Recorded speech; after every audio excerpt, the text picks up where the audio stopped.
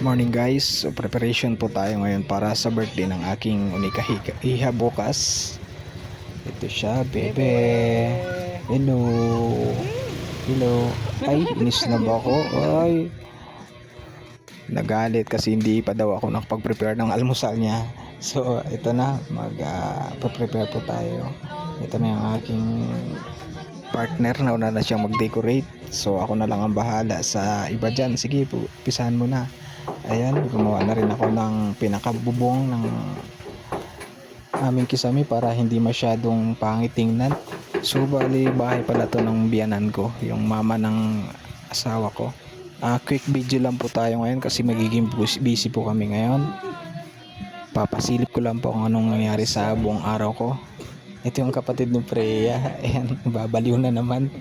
Go France, kaya mo yan. Ayan, gumawa na ako ng yung palawit ba, yung lagayan ng paagaw sa mga bata bukas kasi karamihan na bisita namin bukas ay mga bata maliliit. Ayan, ito rin yung dalawa magkapatid. Ito yung kapatid niyang babae. Anong ginagawa nyo dyan? Yan. Uy, patingin.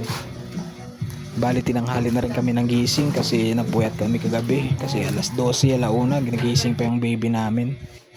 Ayan, naghugas na rin ako ng plato para malinis yung yung kusina kasi hirap gumalaw pag marumi. Kasi mamayang hapon magluluto na naman ako. Magluto naman kami ng para bukas na pwedeng lutuin ngayon. Kagaya ng salad, saka magmamarinate ng manok. So bukas guys, hindi talaga ako makapag-promise na makapag-post kaagad. Kasi kung busy kami ngayon, mas busy pa rin bukas. Ayan, nagawa ni Freya. So pumunta pa kami ng tindahan para bumili ng dagdag na sapin yung sa mesa kasi lalagyan po namin kasi sabi daw ni Freya gusto niya pink kasi nakalagay doon blue, kaya papalitan yun namin. Pupunta kami ng tindahan kana Tidel para bumili. So nangyari pagpunta namin kay Tidel wala yung kulay na hinahanap niya kaya dumiretso kami ng Kampalingo, pero hindi na ako nakapag video papunta doon kaya sinaglit lang kasi namin kasi sobrang init talaga dito sa amin, promise. So ito na yung final namin nagawa, pero hindi pa to siya final kasi marami pa kaming babaguhin dito, marami pang idadagdag.